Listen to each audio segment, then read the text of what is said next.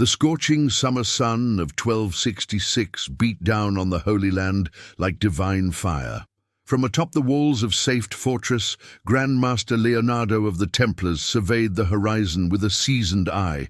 At 47, this grey-bearded warrior had witnessed countless battles, but what his eyes beheld at that moment would have made anyone tremble. A cloud of dust was forming in the distance. It wasn't a sandstorm, it was something much worse. "Sir, they're coming," murmured the young Squire Jacques, his voice betraying the fear he was trying to hide. The boy, barely 16 years old, gripped the hilt of his sword tightly until his knuckles turned white. Leonardo placed a heavy hand on the young man's shoulder. "Calm down, my son. Fear is natural, but today you will learn that 50 men of faith are worth more than 50,000 without it." The fortress of Safed was not merely a military fortification, it was a symbol. Perched in the hills of Galilee, it commanded important trade routes and protected Christian pilgrims traveling to Jerusalem. Its walls were 8 meters thick and 20 meters high. 7 imposing towers reached for the sky. Deep cisterns ensured a water supply for months. Storehouses overflowing with grain could feed an entire garrison for a year. But there was a terrible problem. The entire garrison had left 3 weeks earlier. False reports of an attack on Acre had distracted most of the defenders. By the time they discovered the deception, it was too late. Sultan Baibars, the Lion of Egypt, the most feared Muslim commander since Saladin, had besieged Safed with an insurmountable force, and only 50 Knights Templar remained in the fortress. Leonardo gathered his men in the central courtyard. Grey-haired warriors mingled with young men who had barely completed their vows. All wore the white cloak with the red cross that identified them as soldiers of Christ. They all knew what was coming. "Brothers," Leonardo began, his voice echoing among the ancient stones, "you know our oath. We do not retreat. We do not surrender. We do not abandon our posts, not even in the face of certain death." The men clashed their swords against their shields in response. The metallic sound echoed like thunder. "Sultan Baibars has brought 40,000 men, maybe 50,000, catapults, siege towers, battering rams, and we are only 50. Leonardo paused, scrutinizing each face with his gaze. But God doesn't count numbers. He weighs hearts. One of the oldest knights, Guillaume, stepped forward. His face was marked by a scar that ran from his forehead to his chin, the result of a Saracen scimitar in a battle years before. "Master Leonardo, we all know here that we could die. But tell me one thing. Do you really think we can defend this fortress?" The silence that followed was as dense as the wall that surrounded them. Leonardo gazed at Guillaume for a long time. "Guillaume, my brother, I saw 12 Templars defend a pass against 300 Mamluks at Damietta. I saw 20 men defend a tower against an entire army for 3 days at Arsuf. Faith is not believing in the impossible, but making the impossible a reality through the will of God." The Grand Master's words resonated in the hearts of men. But harsh reality still loomed over them like a spectre. Then the army appeared. First, the cavalry. Thousands of Mamluk knights in gleaming armor, mounted on swift Arabian horses. Their lances formed a deadly forest that surged like a wave. Then, the archers. Endless ranks of men with composite bows, capable of piercing armor at 200 meters. Next, the infantry, a human mass so vast it seemed endless. And at the center of it all, in a scarlet silk pavilion, stood he, Baibars. The Sultan was a living legend. He had defeated the Mongols, conquered dozens of Crusader fortresses, and had never, ever failed in a siege. His strategy was simple and brutal: surround, isolate, and crush. No negotiation, no mercy. What would you do if you were one? Of those 50 knights, would you stay and fight or try to escape? Leave your answer in the comments. The first night of the siege passed in deathly silence. The Muslim army encamped around the fortress like a snake coiling around its prey. Thousands of bonfires created a ring of light that transformed the darkness into an artificial day. The Templars could hear chants and prayers in Arabic floating on the warm night air. Leonardo didn't sleep. He walked the walls, checking every position, every weak point, every available resource. His second-in-command, Commander Thibault, accompanied him. "I counted their catapults," said Thibault, a short but extremely strong man, with arms that looked like oak trunks. 16, maybe 18. "And we have 3, Leonardo replied. 3 against 18, 50 against 50,000. Thibault gave a dry laugh. "I like these odds."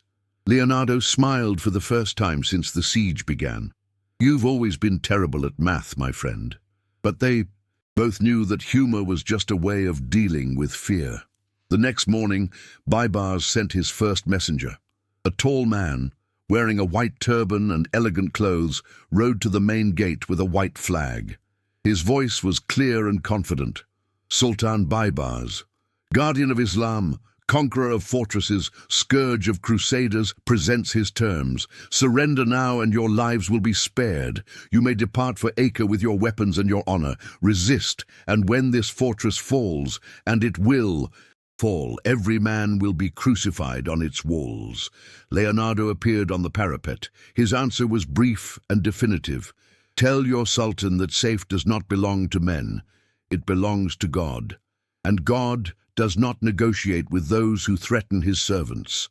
The messenger looked surprised. He clearly hadn't expected a refusal. "You're crazy. 50 men can't stop an army."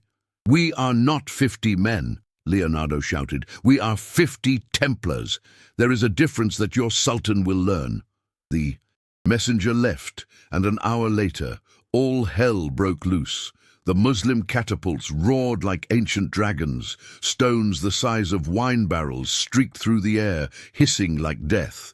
The first struck the southeast tower, scattering stones in all directions. The second missed by meters. The third, fourth, and fifth fell into the inner courtyard, crushing 2 horses and destroying part of the armory. "Everyone to your stations!" shouted Leonardo. The Templars spread along the walls like blood in the veins of a stone giant. Every man knew exactly where he was supposed to be. There was no confusion, no panic, only discipline forged by years of training. The Templar catapults responded. 3 against 18 was a ridiculous disadvantage, but the machine gunners were masters of their craft. Every shot was calculated with mathematical precision. The first stone struck an enemy catapult squarely, destroying it completely. The second crushed a group of archers preparing to advance. The third landed in the middle of the camp, sowing chaos and panic. But Baibars was not a man who gave up easily. At midday, the first full-scale attack began. Thousands of archers advanced until their bows were within range. The sky darkened with a rain of arrows, a deadly hailstorm. The arrows struck the walls, shields, and stones, creating a deafening sound like war drums. "Shields up!" Thibault ordered. The Templars protected themselves behind large reinforced wooden shields. Arrows pierced the wood, like thorns, but some men weren't fast enough. Young Jacques cried out as an arrow pierced his shoulder. He fell to his knees, his white cloak stained with blood. Leonardo rushed towards him, and with a swift movement pulled the arrow out. Jacques cried out in pain, but the Grand Master was already bandaging the wound with strips of cloth. "You'll survive," Leonardo said. "The arrow didn't hit any vital organs, but you need to rest." "No!" Jacques stood up, staggering. "My oath, I will not abandon my post." "Your place is now in the infirmary," Leonardo ordered firmly. "You don't serve God by dying of an infection. Go." Jacques obeyed reluctantly. The bombardment of arrows lasted for 2 hours. When it finally stopped, 6 Templars were wounded, 2 of them seriously, but all were still alive. Then Baibars sent in the infantry. Thousands of soldiers rushed toward the walls, carrying ladders, hooks, and ropes. They shouted, "Allahu Akbar," as they ran, and their voices merged into a roar that shook the earth. "Hot oil," Leonardo ordered. Enormous cauldrons of boiling oil were brought to the edges of the walls. When the first attackers reached the base of the walls and began to climb the stairways, the Templars poured the deadly liquid over them. The screams were horrific. Men tumbled down the stairs, their skin melting, their bodies writhing in agony. The smell of burning flesh filled the air, making even the most seasoned soldiers gag.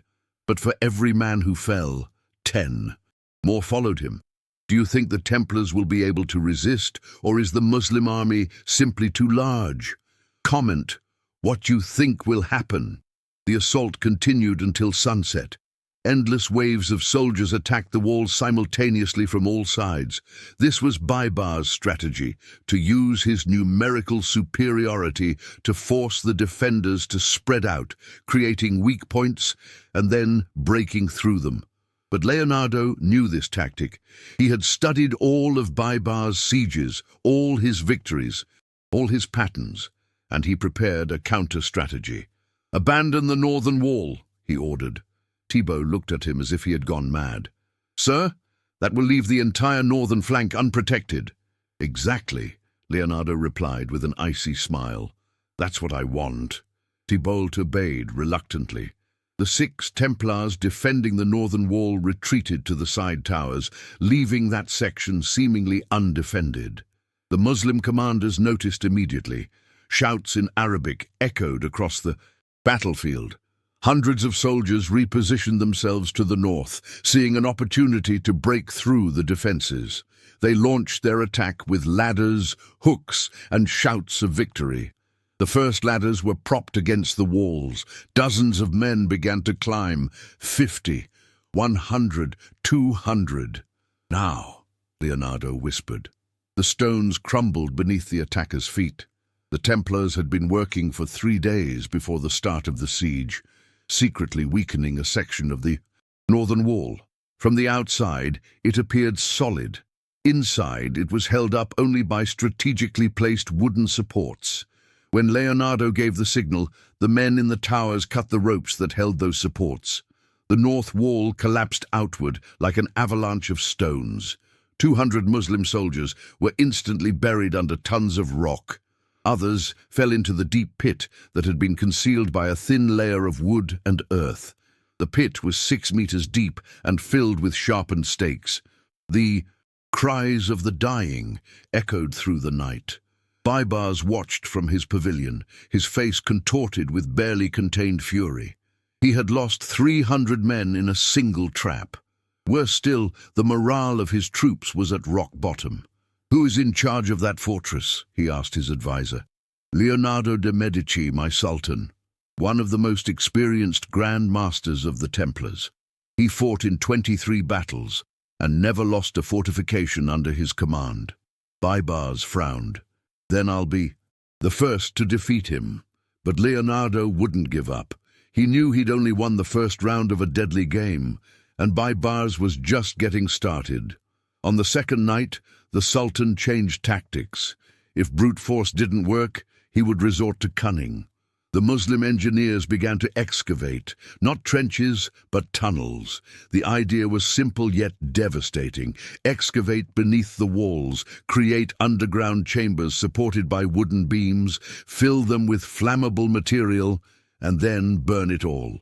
As the beams caught fire, the tunnel would collapse, and with it, the wall above. It was a mining technique, and it had destroyed dozens of fortresses over the centuries. But Guillaume, the veteran with the scar, had spent years studying siege tactics. He knew that trick. "Mr. Leonardo," he said on the morning of the 3rd day, "listen." Leonardo knelt down and pressed his ear to the cold stone wall. For a long time, nothing. Then, very faint, almost imperceptible, the sound of tools striking. "The rock! They're digging," Leonardo whispered. "Guillaume, you know what to do." Guillaume smiled. His specialty was illegal mining. He gathered 10 men and began digging his own tunnel from inside the fortress. The work was exhausting, dangerous, and claustrophobic. The men dug in 2-hour shifts, sweating profusely in the stifling darkness. At any moment, the tunnel could collapse and bury them alive. But they continued. On the 4th day of the siege, the tunnels were joined together. Guillaume and his men stormed into the Muslim mine chamber. The element of surprise was complete. 12 Arab engineers were working there when suddenly an earthen wall exploded, and Templars armed with short swords emerged from the depths like demons. The fight in the tunnel was brutal and bloody. With no room to maneuver, it was pure savagery. Swords, daggers, even teeth and nails. Guillaume personally killed 3 men. His sword glowed red in the torchlight. In 5 minutes, it was all over. All the Muslim engineers were dead. Guillaume and his men planted their own explosives in the enemy tunnel and fled back. The explosion shook the entire fortress. The Muslim mining tunnel collapsed completely, killing 20 more men working below and preventing any further mining attempts on that side. Baibars was furious. He had lost 2 days of work and more than 30 qualified engineers, men who had taken years to train. "Those damned Templars are like scorpions," he roared. "Small, but every sting is poisonous." His military commander, a veteran named Kalawun, approached.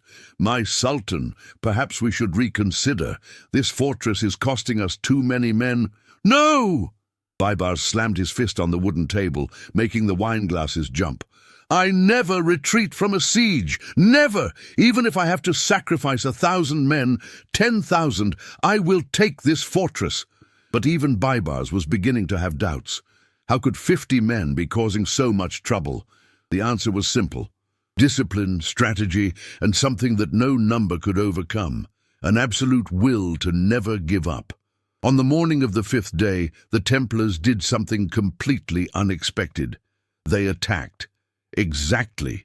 Did you think they were just going to defend themselves? The Templars had another plan. What do you think they did? Comment below with your theory. The idea was insane, suicidal, absolutely impossible, and that's precisely why Leonardo knew it would work. "You've all gone mad!" exclaimed Thibault when Leonardo explained the plan. "We can't make a sortie. We're only 50 men." "Exactly," Leonardo replied calmly. "They expect us to hide behind the walls. They expect us to wait. They expect everything, except for us to attack." He was right. The essence of war was not force, but surprise. Leonardo selected 20 of the finest knights, experienced men, brutal in combat, who would hesitate for nothing. Guillaume was among them, of course. His scar seemed to throb with anticipation. The plan was simple, but dangerous. Wait until the darkest hour before dawn, when most of the enemy soldiers were asleep. Silently open the east gate, the least guarded side because it faced a precipice. Ride directly to the enemy camp, destroy as many catapults as possible, kill every engineer they found, and return before the entire army awoke. 20 minutes, entrance, chaos, exit. At 3 in the morning, the 20 knights were ready. Full armor, but without the white cloaks that would identify them. Sharp swords, horses with horseshoes wrapped in cloth to muffle their hooves. Each had confessed his sins and received the final blessing. Everyone knew that they might not return. "If anyone wants to surrender," Leonardo said, looking each of them in the face, "there will be no shame. This mission could be the last." Nobody moved. Nobody spoke. The answer was in their eyes. Guillaume broke the silence. "Master Leonardo, if I die tonight, there is something I must tell you." He paused, and a crooked smile appeared on his scarred face. "That wine you hid in the cellar? I drank it all 3 years ago." Suppressed laughter echoed among the knights. Even Leonardo smiled. "Guillaume, if we return alive, I'll make you pay to the last drop. If we come back alive, I'll gladly pay." The east gate opened silently. The riders emerged like ghosts from the darkness, carefully descending the steep path that led into the valley. One horse slipped and nearly fell, but its rider regained control at the last moment. The Muslim encampment stretched further ahead, thousands of tents, campfires reduced to embers, sentries here and there, but most were dozing, confident in the overwhelming numerical superiority of their army. "Big mistake." Leonardo raised his hand. He waited. He waited a little longer. The moment had to be perfect. Then he lowered his hand. 20 horsemen charged into action. Their horses galloped straight toward the center of the camp. Swords slid from their sheaths with a metallic clang, and all hell broke loose. The first catapult was doused with oil and set ablaze before the nearby workers even realized what was happening. The second was destroyed when Guillaume cut the tension cables with his sword, causing the launching arm to violently strike and break its own structure. The shouts began to echo throughout the camp. "Attack! Attack!" But the confusion was total. In the darkness, no one knew how many attackers there were. Some soldiers thought it was an entire army.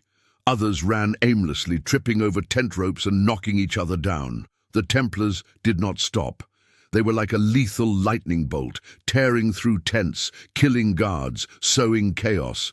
A third catapult was destroyed. A fourth, a fifth. Leonardo saw Baibar's scarlet silk pavilion. A terrible temptation crossed his mind. If he could kill the Sultan, the war would end right there. But he knew it was a trap. The pavilion would be heavily guarded. They would be massacred before they even got close. "Retreat!" Leonardo shouted. "Everyone retreat now!" The knights obeyed instantly. Templar discipline. Attacking was easy, but knowing when to stop made the difference between victory and massacre. They returned to the fortress as arrows began to fly behind them. One knight was struck in the back and fell from his horse, but Guillaume turned, helped him up, and lifted him onto his own mount before continuing to gallop on. 19 knights returned alive. One was seriously wounded, but alive. The damage caused was devastating. 5 catapults destroyed, dozens of soldiers killed, supply depots set on fire, and most importantly, enemy morale shattered. At dawn, Baibar surveyed the ruined camp. His face was pale with fury.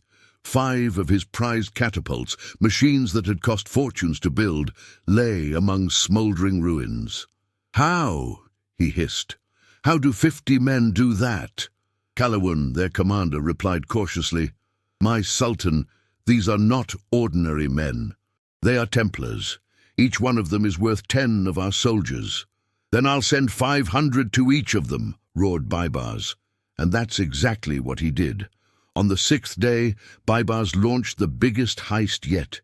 He would spare no effort, nor resort to ingenious tactics. It would be pure brute force. 10,000 men attacked simultaneously from all sides. The sky darkened with a rain of arrows. The remaining catapults fired without ceasing. The siege towers, 4-story wooden structures, on wheels, were pushed against the walls. The Templars fought like cornered lions. Leonardo was everywhere, his sword intoning the song of death. That day, he personally killed 7 men. Thibaut single-handedly defended an entire section of the east wall for 20 minutes until reinforcements arrived. Guillaume was covered in blood, his own and that of his enemies, but he kept fighting like a tireless machine. Despite his injured shoulder, young Jacques returned to the battle. He took up a bow and shot arrows with his good hand, hitting his target every time. Can you imagine the courage of these men, fighting to their last breath? If you had been there, would you have had that courage? Leave a comment. The attack lasted all day.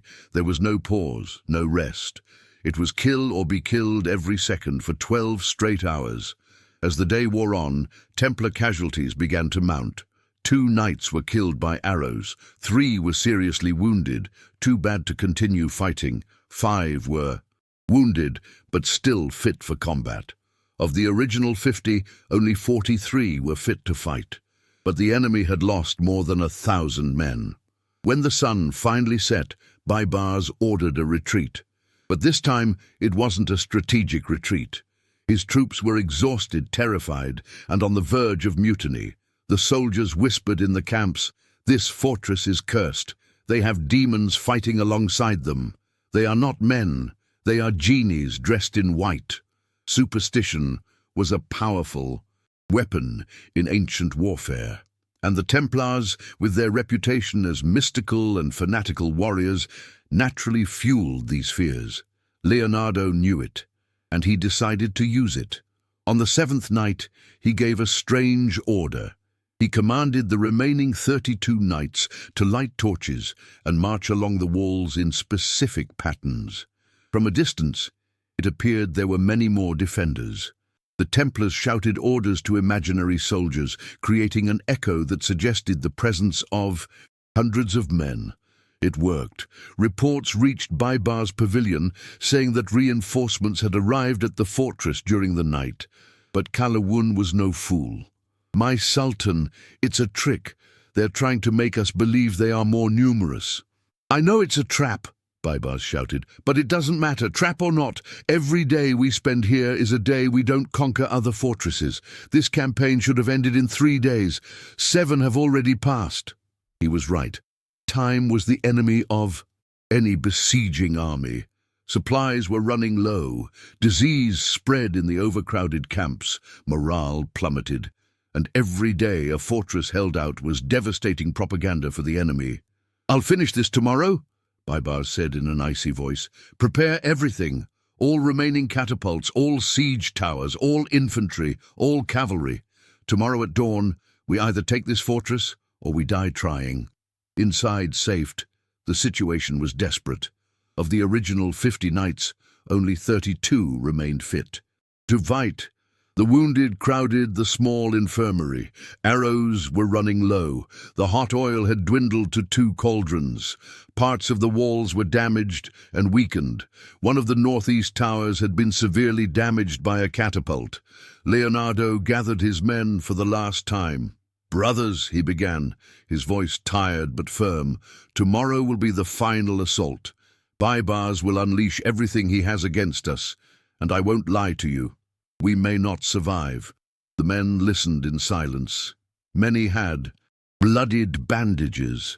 All had deep dark circles under their eyes from exhaustion, but in each of their gazes there was something indestructible: faith. "But I want you to know something," Leonardo continued. "We have already won. Do you understand? Whatever happens tomorrow, we have already won. 50 men withstood an army of 50,000 for 7 days. We destroyed their catapults, killed thousands of their soldiers, and broke their morale. News of this resistance will spread throughout the Jao, Holy Land. Others will believe that resistance is possible. We have already won. Do you understand? Whatever happens tomorrow, we have already won. 50 men withstood an army of 50,000 for 7 days. We destroyed their catapults, killed thousands of their soldiers, and broke their morale. News of this resistance will spread throughout the Holy Land. Others will believe that resistance is possible. And faith, my brothers, is more powerful than any army." Guillaume stood, leaning heavily on his sword. His scar looked even deeper in the flickering torchlight. "Master Leonardo, I have fought in 20 battles. I have seen brave men and cowards. I have seen victories and defeats. But never, ever have I seen anything like what we have seen here. If I die tomorrow, I will die happy knowing that I was a part of this." One by one, the other knights stood up. Thibaut, young Jacques with his bandaged shoulder, the 32. "We are Templars," they said in unison, their voices echoing off the ancient stones. "We do not retreat, we do not surrender, we do not abandon our posts." Leonardo felt tears stinging in his eyes, but he didn't let them fall. A commander couldn't show weakness, not even before men who were more than soldiers. They were brothers. "So be it," he said. "Tomorrow we will show Baibars and the whole world what it means to be a Knight Templar, and may God have mercy on our souls." That night, no one truly slept. Some prayed. Others sharpened their swords for the umpteenth time. Guillaume wrote a letter to his sister in France, knowing she would probably never receive it. Jacques simply lay gazing at the stars, reflecting on the life he was leaving behind. Leonardo climbed to the highest tower and gazed at the night sky. The stars shone with an almost supernatural intensity, as they always did in the desert. He reflected on his life, 47 years of war, blood and death. Had it all been worth it? Then he thought of the pilgrims this fortress had protected, of the families who travelled safely because Safed watched over the routes, of the children who grew up without fear because men like him protected them. Yes, it had been worth it. The dawn of the 8th day arrived like fire on the horizon, and with it the roar of 50,000 voices clamouring for war. Baibars had kept his promise. His entire army advanced simultaneously. It was no longer a tactical siege, but a human tsunami destined to sweep away everything in its path. The remaining catapults fired in unison. 10 giant stones streaked across the sky and crashed against the walls. The already weakened northeast tower collapsed completely in a cloud of dust and stones. 3 Templars inside fell to their deaths. There were 29 left. The siege towers advanced, their wheels creaking, pushed by hundreds of men. Archers on their upper platforms unleashed a hail of arrows upon the defenders. Ladders multiplied against the walls like a plague of insects.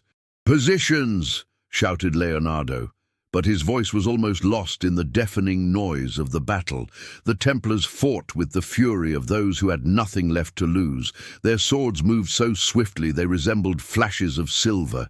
Every blow was precise, lethal, effective. There were no superfluous movements, no hesitation, but the figures were simply impossible.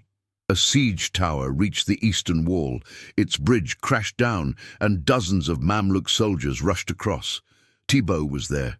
To meet them, he fought like a crazed bear, his brute strength toppling men like rag dolls. He killed 8 before a spear pierced his chest. Even then, he kept fighting, pulling the spear from his body and using it as a weapon before finally collapsing. There were 28 left. Guillaume led the defense of the southern wall. His sword was broken, so he fought with an axe he had torn from a dead enemy. Each swing of the axe was a death sentence, but even he had his limits. When an arrow pierced his thigh, he fell to his knees. Even on his knees, he continued to fight, cutting down every enemy who came near. "Guillaume!" shouted Leonardo, trying to reach his old friend. But there were many enemies among them. Leonardo cut through a wall of steel and flesh. His sword slashed, stabbed, killed. He had only one mission: to reach Guillaume. He never achieved it. A gigantic Mamluk soldier, fully armored and wielding a scimitar the size of a man, blocked their path. The 2 warriors stared at each other for a moment, then they engaged in combat. This is the most critical moment of the battle. Can Leonardo defeat this warrior? What do you think will happen to Guillaume? Share your predictions in the comments.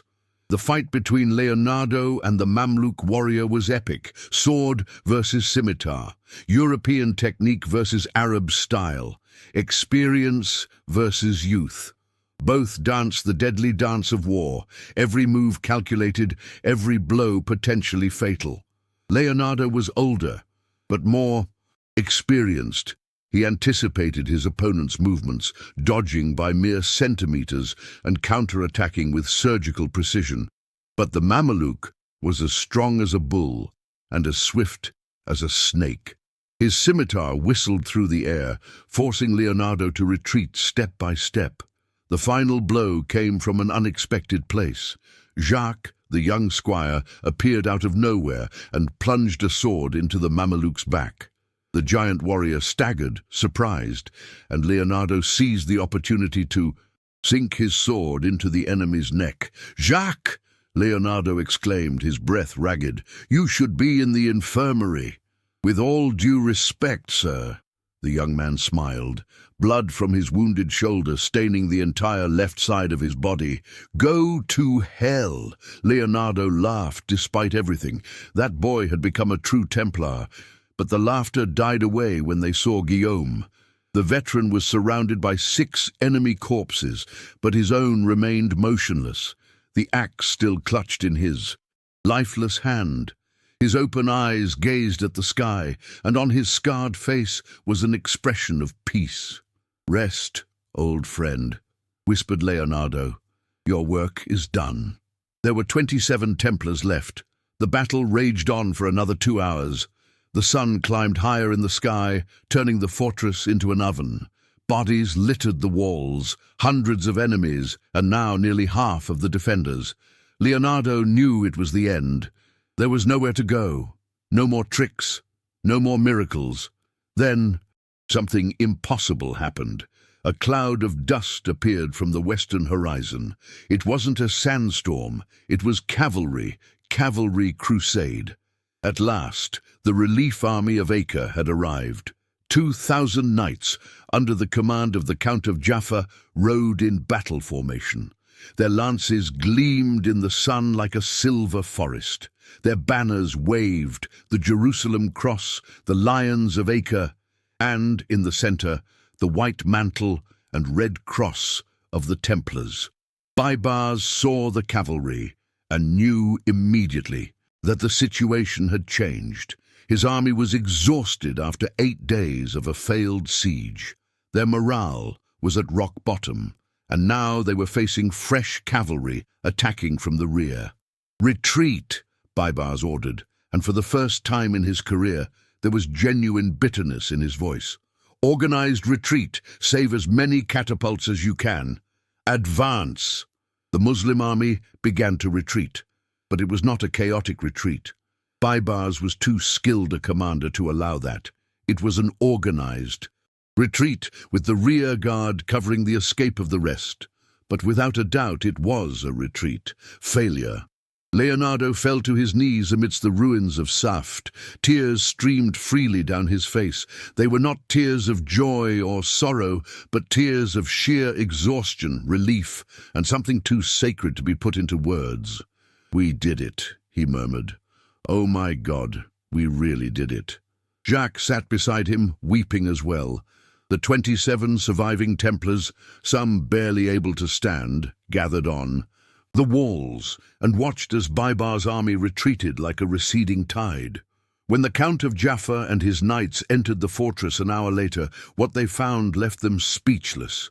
27 men, wounded, bloodied, exhausted beyond human comprehension.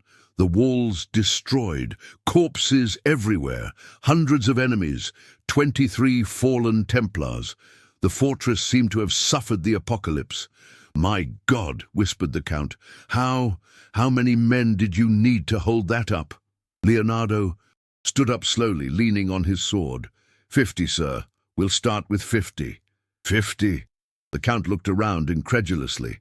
Against Baibars' entire army? For how long? 8 days. An absolute silence fell over the newly arrived knights. Some crossed themselves, others simply couldn't believe it. "It's impossible," someone said. "No," Leonardo replied firmly. "Not when you have God on your side, and not when you have Templars willing to give their lives for something greater than themselves." News of the siege of Safed spread like wildfire throughout the Holy Land. 50 Knights Templar defended one of the most important fortresses against an army of 50,000 men for 8 days. They killed more than 3,000 enemies. They destroyed catapults. They forced Baibars, the invincible conqueror, to retreat. History became legend. Legend became myth. But for the 27 survivors, it was not a myth. It was a painful, sacred, and honored memory of their fallen brothers, of an incomprehensible sacrifice, of a faith tested to its limits and yet unbroken. Leonardo de' Medici would live 15 more years, fighting in 24 more battles, but he would never, never forget the 8 days in Safed. Jacques, the young squire, would become Grand Master of the Knights Templar and tell the story of Safed to generations of new knights, ensuring that the sacrifice would never be forgotten.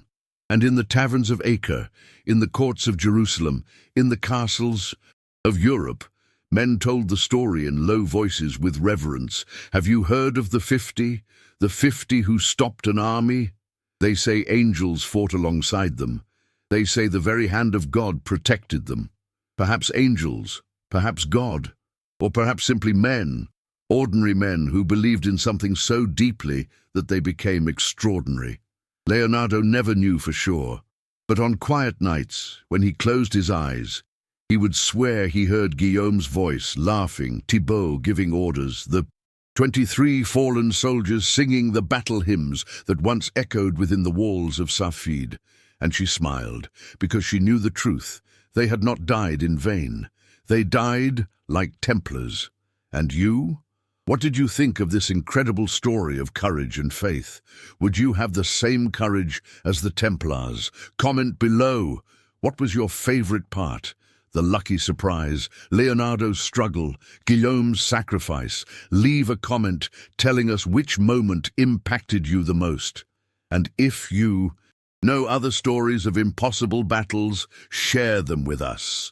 If you enjoyed this story, imagine how many other epic battles throughout history deserve to be told. Which battle would you like to see in the next video? Let us know in the comments.